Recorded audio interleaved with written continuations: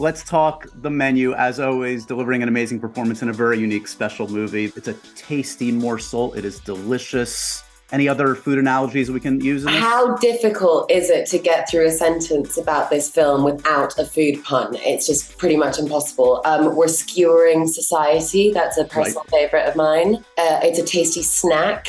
The performances are not overdone. We ate, which is a new one that someone said to me, and I was like, am I allowed to say that? Am I allowed to say?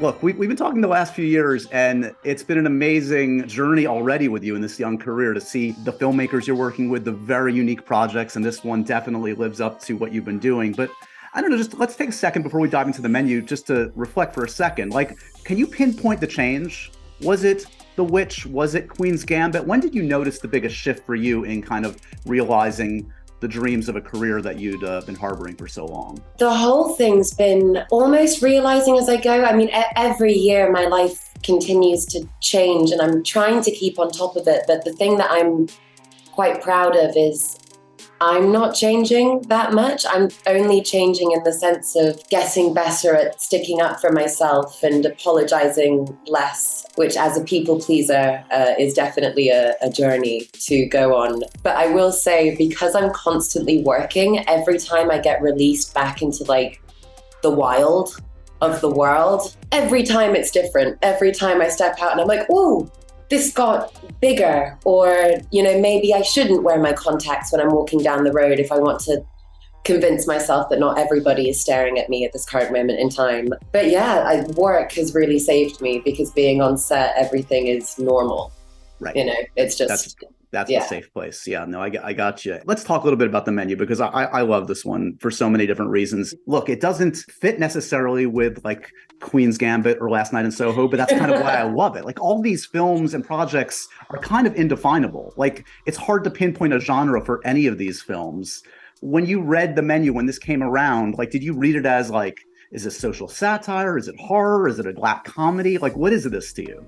All of the above. The main thing that you kind of just touched on is I'm really interested in being in original situations and particularly unique situations. Yeah. And I am a nightmare. I have a feeling that you are too. I'm a nightmare to watch films with or television shows because I can always guess the next line. Right. I always know how it's going to end. Like, it's just, you read so many scripts, you get a bit of a handle on it. And reading The Menu, every time I turn the page, I was like, oh, did not see it going there. That's intriguing. And I wanted to be in the room. Specifically, think about this cast of characters and think about the way that it ends. I wanted to be in that room whilst that scene was being shot, and it did not disappoint. To tease the audience a little bit on the concept of this film, it's at a very high-end restaurant, an experience really, led by this enigmatic chef played by the great Ralph Fiennes. We were just talking about your rising kind of profile. Be honest with me, Anya. Have you ever dropped your name to get into a cool restaurant to get the good table? My friends have, because I'm so bad at asking for things. So my friends have dropped my name to get into certain experiences. But I think I would actually shrivel up and die if I called someone and went, hey, this is Anya Taylor-Joy. Like, can I please, I would die. I don't think I'd handle it, but my friends have definitely used it. So I think they're enjoying it. Well, yeah, it's good to have friends like that. Look, as a veritable queen of high fashion, is it a nightmare for you in this to basically have one piece of wardrobe? You don't get like 10 costume changes. Oh, no, I love it. The first few films I did, I always sort of had one outfit, and that made it so important to get it right for the character. And so the second that I read Margot, our wonderful costume designer, Amy, I called her up and I said, I know exactly what she needs to wear because it's what I used to wear when I was 18. And I was like, it's a slip dress, it's a leather jacket, and it's big chunky boots because I also do a fair amount of running in this movie. And big heels, I was not going to do. So give me a chunky boot.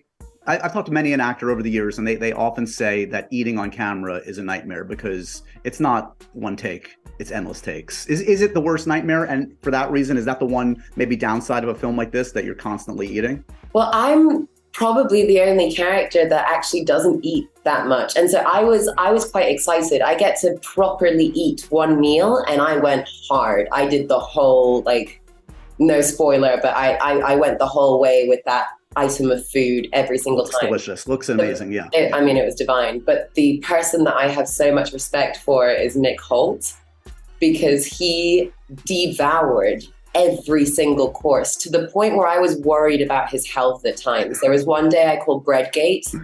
He ate so much bread. It's like, you're going to explode like a New York pigeon or something like that. You need to hold back. So I tip my hat to that man. We mentioned the great Ralph Fiennes. Look, we have talked before. You are a Potterhead. You love you some Harry Potter. So yes, sir. Talk to me a little bit about this. Did you keep it in check?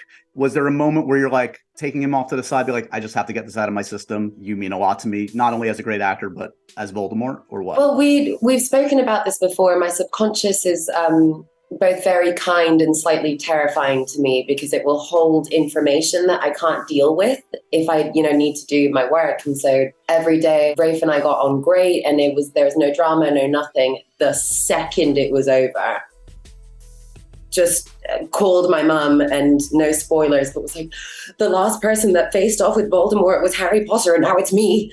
Oh my God, like my entire childhood is culminated in this one moment. And Rafe was so gracious about it, and just gave me a really big hug and a kiss, and was just like, you're a sweetie. And not to ruin anything, but he's a little bit intimidating, terrifying, maybe a little bit at times in this one. Do you think Rafe is more or less terrifying with a nose or without a nose? Oh, I think the lack of nose is rather startling, but it's interesting. He's obviously a formidable performer, and what an actor. So he will transmute whatever it is that he wants to transmute. And maybe it was the character, it was just the relationship that Rafe and I had. I felt like our relationship was the equivalent of a warm bath. I felt so calm and taken care of, and we could sit for hours in silence, just very comfortable in each other's company. He's just a wonderful scene partner, because he really holds a lot of sacred space between the two of you. So I think we loved getting to do our scenes together. They felt weirdly intimate, and it was lovely. Yeah. What's next on the Potter collaboration bucket list? Is it a rom-com with Rupert, a buddy cop movie with Dan? What do we need to manifest next? It doesn't even have to be a TV show. I just want to do a wand battle once. I just want a wand, and I would like to see the effect happen. I just once, just on a YouTube channel. I don't care. Like, I just want that. You've got the movement down. You've clearly practiced. Thank you very much. Yes, I've got this in my wheelhouse. I'm not going to let this conversation go without bringing up a topic that is very important to me. Okay, let's talk Furiosa for a second. For those that don't know, Anya has completed an amazing journey. She has now shot the next Mad Max Universe film, the prequel, about the iconic character played by Charlize Theron initially, and now it's Anya. Furiosa is done. I am in shock. I was like, I think we had the first conversation after you were signed on. Yeah, completely.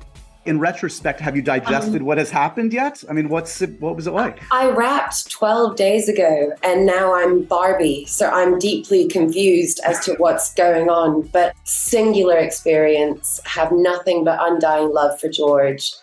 The character, and I mean, there was such little separation between the two of us that it was incredibly intense, but it was an experience that has left me changed forever. And I think it will take the full 2 years before the movie comes out for me to even begin to digest what happened out there. But in terms of the crew and the creatives behind it, what an unending pool of talent. I was such a fangirl too, because I'm a massive fan of the franchise. So I just had my film camera just taking pictures of everything. But yeah, I'm definitely on another planet right now. The last 7 months, I'm just like, boom. Wow. Yeah. I mean, I know the action is going to blow me away. George does it like nobody else. What's going to surprise folks? I mean, I'm excited to see what you do, but also Hemsworth, as we've never seen him. I mean, can you tease anything? I think it's just an extension of the world. Fury Road was a race and a chase movie that took place over 3 days. This is an epic that spans a long period of time. So I think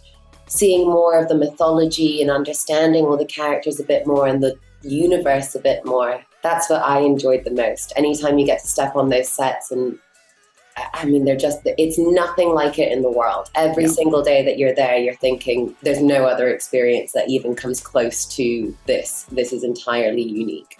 I know we have a couple of years to geek out about it, but thank you for indulging I can't wait.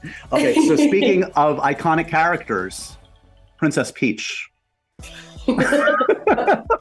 Look, we've been talking about you lightening up, getting a lighter role. Yes. Yeah, we finally found something for you. Yes, definitely. Is this a palate cleanser a little bit? You are Princess Peach in the Super Mario Brothers movie. Well, this is what, again, my subconscious, it just plays tricks on me. Because it was an animated movie, I just thought, oh, this will be fun. Like, I'll go and do this and da da da da. The fandom is wild. I don't think I've ever had friends be more excited for anything I have ever done. So yes, it was an absolute pleasure. I love her. I think she's wonderful. And I'm really excited to tour it because I would like to, do the get-ups and actually be Peach. That would be really fun. I think you did don the wardrobe for Halloween. Was that your debut? That was straight off the plane from Australia. I'm like not even joking. My friend found that gem and sewed it onto a dress of mine because I just was like, it's Halloween and we should probably do some I'll be Peach. But yeah, more Peach. So that's a preview of the press tour. When we were talking for that one, you're going to be you're going to be dedicated. I'll be wearing my crown, yes, and just have little mushroom folk all around me. Were you a video game kid? Like, were you into Mario Brothers or anything? Not really as a kid. My brother really was. But once I booked the job and my friends were so excited, we bought all of, the Mario Kart world and we really went for it. My favorite way to play is at the arcade though. I've now become like a hardcore adult arcade individual. And we have a blast. So, okay, again, we talk every 6 months or a year, and it's always like, I feel like I'm frozen and I'm seeing like Anya take over the world one step at a time. What are you looking for right now? And you must you're obviously working with the best out there, actors and filmmakers. So do you have a criteria right now, or is it just sort of like, it when you see it? It's still obviously very script based, but I've definitely become more director oriented just because I want to learn. That is now the criteria. It's, have I done anything like this before? I remember hearing David Bowie once talk about if you're in the right creative space, you should be in a pool where your feet aren't quite touching the ground and you're a little bit uncomfortable, and that's where you're in the space to do something interesting. Yeah. So I'm just trying to find more and more situations that put me in that space where I'm like, oh, I'm not really sure where I'm at right now, but I'm going to give it the best go that I can. And I feel so lucky because the one thing that's just not changing is how much I love it, how passionate I am about it. So I just feel incredibly lucky.